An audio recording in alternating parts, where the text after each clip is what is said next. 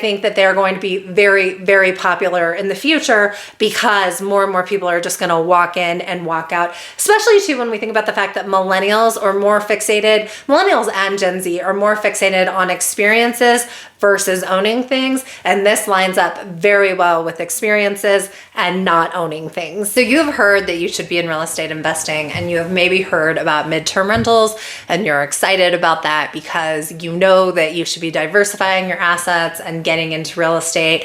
Midterm rentals seem interesting to you because you know it's not oversaturated like short-term rentals, but your big hang up is a couple of things. The first being, who needs a midterm rental? So who needs a 30+ day furnished rental? How do I get in front of them? How do I advertise to them? Do I need to do anything different for them? That's kind of first hurdle number one. Second hurdle being, how do I convince them that I am a reasonable, legitimate landlord? I'm an honest broker. I will treat you well, and you should rent my place based off of that. And it is everything that I say it is. And with that, how do I market in a way that is honest and that I'm not being deceptive in my practices or overselling my place with a certain filter or an exaggeration? And then the final hurdle being not only how do I find these people who wants them? How do I convince them that I'm a good person? But also, how do I get a good person? How do I make sure I get a tenant that's gonna pay their bills on time? They're gonna leave when it's time. I'm not gonna have a huge mess at the end. So these are some pretty common concerns in the midterm space. You are very normal and very amongst your peers if you have these fears. And you should be excited about midterm rentals. And the reason why you should be excited about midterm rentals, there's actually a couple of reasons why you should be excited about midterm rentals. First is that they will pay a higher price point than a long-term unfurnished renter, but a lot of times they stay for quite a bit of time, 6 months, a year, 4 months. So you don't have to think about them. They're paying this elevated rent, and they're a pretty easy tenant pool and a pretty easy rental process. Short-term rentals are a lot of work. Long-term renters are the least amount of work. Midterm renters are in the middle, but they skew work-wise more toward the long-term rental. So you like that. The second reason why you like it is because you get around regulation. With the exception of Baltimore, which has in its code that you have to rent for 90 days or more, I have not encountered any other city that has a limitation on 30-day or more rentals. So even if you're on Airbnb, you can still rent legally in most cities as long as you're renting for 30 days or more, and they can be furnished. That's not a problem,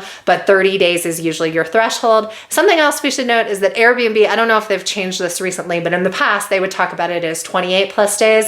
Well, that's February, but that's not any of the other months, and it wasn't even February this year. So you want to do 30 days or more to be fully protected. I think the final reason why you should be excited, and the reason why you should be most excited about midterm rentals, is that I think it's a rental model that's absolutely going to explode. And the reason for this is because before I got married and before I got my first property, I moved every single year for 11 years straight. So that meant I paid for moving costs to move around furniture I was not even particularly excited about, or I had to like alienate my friends and ask them to move me in exchange for pizza, which is not a good deal for the movers.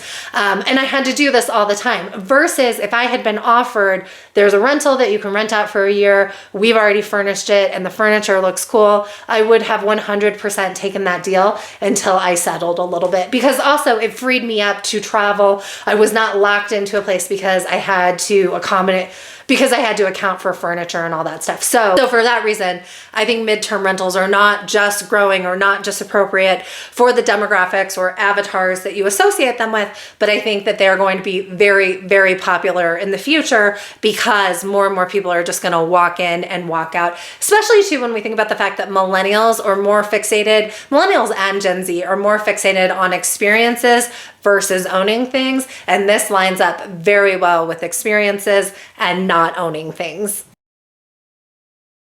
So that's the problem. Now let's talk about the opportunity. And you may be thinking about the opportunity as traveling nurses or people that have insurance claims, people that have been displaced from their homes. I strongly encourage you to get rid of this thought. Banish this thought out of your mind.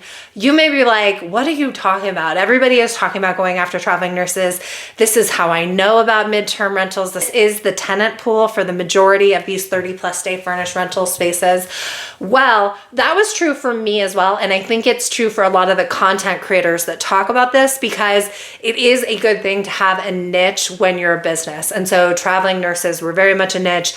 as were insurance claims. And I had a lot of success with that from 2017 up until about 18 months ago. So let's say midway through 2022, meaning that a lot of my midterm rentals were filled with traveling nurses up until about 18 months ago. But I think what changed is that there became an awareness of this site, and there became content creators talking about the midterm space and the 30 plus days and the traveling nurses. And so I think you ended up having an influx of hosts, landlords being on Furnished Finder, being on Aya, being on travel nursing, on any platform, but really focused on traveling medical professionals and insurance claims. So you had outsized interest from the host landlord, meaning you had more competition. At the same time, with nurses specifically, after we got the vaccine, we saw less demand for traveling nurses. Because of that, you're seeing with nurses on Furnished Finder, I'm hearing about this a lot, the leads are not converting, or the leads are coming through, they become an email, and then when you're emailing with that person, they want a discount. And not a discount like $100 a month, but like 50% off. And that's because the traveling nurses are not getting paid what they used to get paid. Their rates aren't happening. And they also want very flexible first months.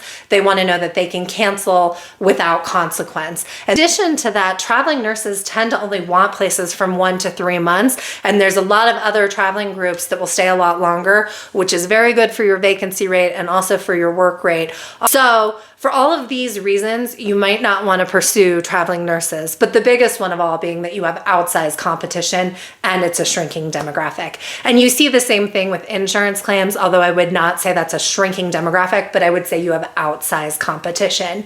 In a lot of my consulting calls, this is a big issue for people. They come in, they say, I bought a place, it's close to a hospital. I'm talking about the hospital, I'm talking about medical professionals, and no one is renting from me. And my advice to them is, let's strip out that language. It's fine to get a traveling nurse if the right traveling nurse comes along, but we don't want to be targeting specifically on our platforms, in our language, anywhere for a particular demographic. Whether we intend to or not, it alienates other demographics.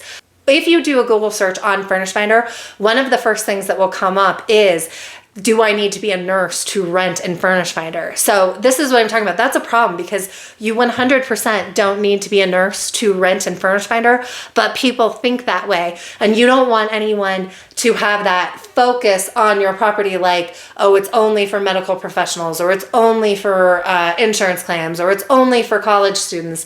There are many demographics that need this space. So nurses, insurance claims, college kids, people getting divorced, people new to a city, remote workers. You don't want to speak to any of them. You want to be appealing to all of them. And the way to do that is to be on the big platforms, so Airbnb and Zillow, talk neutrally, talk about the features that are most attractive about your place instead of directing your language toward any demographic. Another thing to consider with that, to scare you a little bit, talk specifically to a particular demographic, you may be breaking fair housing laws. So for instance, in Colorado, we cannot discriminate against anyone based on their source of income. Application for this would be maybe professional dancers or people that work in the marijuana industry, and probably soon people that work in the mushroom industry. But it also works when you are talking specifically to medical professionals. You are actually showing a preference for someone that gets their income from somewhere. Great way to avoid that is also good business for you. And that's just to talk about the amenities that have mass appeal to everyone and to be on the platforms that have mass appeal to everyone. And that will protect you with the law, but it also will make you attractive to lots of people. And at the end of the day, you really don't care what the job of your tenant is, or at least I don't. What I care about is, are they responsible? Are they going to pay me? And are they going to leave when it's time to leave? The opportunity side of this, because your competitors are focused over here when they need to be focused over here. It's great to have your competition distracted when you can be focused on what the real target is. So that's an opportunity. The other great opportunity in this space is just midterm rentals are growing, as I mentioned before, and they're not fully saturated the way STRs are. If you feel like you're learning something from this video, please like it. If you want more content on midterm rentals and self-property management, subscribe and you'll get notifications every time I have a new video. All right, now let's talk about practical steps, because you can say, okay, I'm a little nervous. We've identified that. We see the opportunity, but what should I do next? I do not even include this in the bullet points, but I'm just going to throw it out there because I kind of thought everybody knows this, but maybe everybody doesn't know this. Get professional photos. And the best way you can do this is just to reach out to your real estate agent or a realtor that is advertising in your neighborhood and ask them, do you have a recommendation or a referral for your photographer? It's better to use someone that's a real estate professional or a photographer specifically for real estate than a friend or somebody that shoots flowers or whatever, because there is a right way and a wrong way to shoot real estate. And on that note, I do have a checklist for your photography and than having to pay for a whole other round of photographs. So now let's address the tips, the real tips for your midterm rental strategy. So the first is to make a list of the property's proximity to other things. Now it can be hospitals, but it should also be colleges, major employers, restaurants, grocery stores, parks, dog parks. Actually, dog parks, this is a great one, and you should use dog parks as a tool. And what I mean by this is that really ideally, if you get a good tenant in there, you want that tenant to re-rent. A good way to get a tenant to re-rent is if they feel community in the neighborhood, they like their neighbors, they've started to know some people, they have some people that they hang out with. They're not real eager to leave that community. And a great way to make community is to go to a dog park at the same time every day. It's like the fastest way to make friends. So if you have a dog park near you, advertise that, advertise that, advertise that. Make sure your tenants, if they're coming in with animals, know about that dog park. So make a list of everything that's appealing and close to you. Write it out and then rank it. So, I mean, I think grocery stores are pretty important. I think restaurants and retail are important. Employers are important. And so list that out, and it's going to go into the locations section of your Airbnb listing. Or if you're on Zillow or a different platform, you're just going to write it into the description. But basically, you're going to rank it and you're going to make it bullet points. Don't write any flowery language. People are not coming to look at real estate listings for flowery language. They're trying to get very specific information, like, does it allow for a dog? Does it have a dishwasher in here? Is it walking distance to my job? They want it right in front of them. So that's number one. Tip number two is decide if you're going to be pet friendly or not. Now, for a long time, I really advocated being pet friendly. And the reason why I did that is because annually, the amount of claims being paid out to landlords that allowed dogs was smaller than the amount of money landlords were making by charging for dogs and cats. I said dogs before, but I mean kind of animals holistically, right? Landlords that allowed for pets actually didn't get a lot of damage, and they ended up coming out ahead because people will pay a lot to have their pets. But now that's kind of mainstream. Say in the last 6 months, I've heard 2 or 3 people say to me, I like pets, I have my own pets, but I don't want to go and sleep at a property that's had pets. Even if I know it's been cleaned, I don't want to sleep in somebody else's dog hair.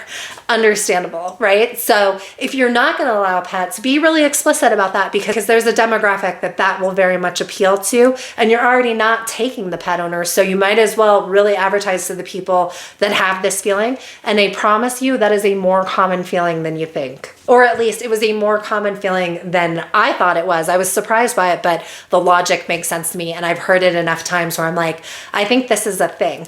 Dog friendly or not dog friendly, either way, advertise what you are in the headline. Be about whatever you actually are. And then practical step number 3, if you are on Airbnb, turn off Instant Book. That way you can manually review everyone that comes in. On Airbnb, you don't take a deposit. You do not put people on a lease. You do not background check them, meaning you're not looking at their criminal history or their income history. So you do not want the instant booking setting on where it's just taking anyone, because the stakes are much higher when someone is staying for 30 days, 60 days, 120 days than if they're coming in and staying for 4 days. And so for that reason, you want to take off Instant Book, and then you want to review every Airbnb person coming in. And usually what I look for is a 4.0 rating or higher and 3 or more positive reviews from a landlord. And if you feel like you're learning something from this video, please like it. And if you're looking for midterm information going forward, if you subscribe, you'll get notifications. Now, if you want a tutorial on how to move your STR into a long-term or into a midterm rental, so Airbnb, not for short terms, but for 30+ day rentals, I recommend checking out this video.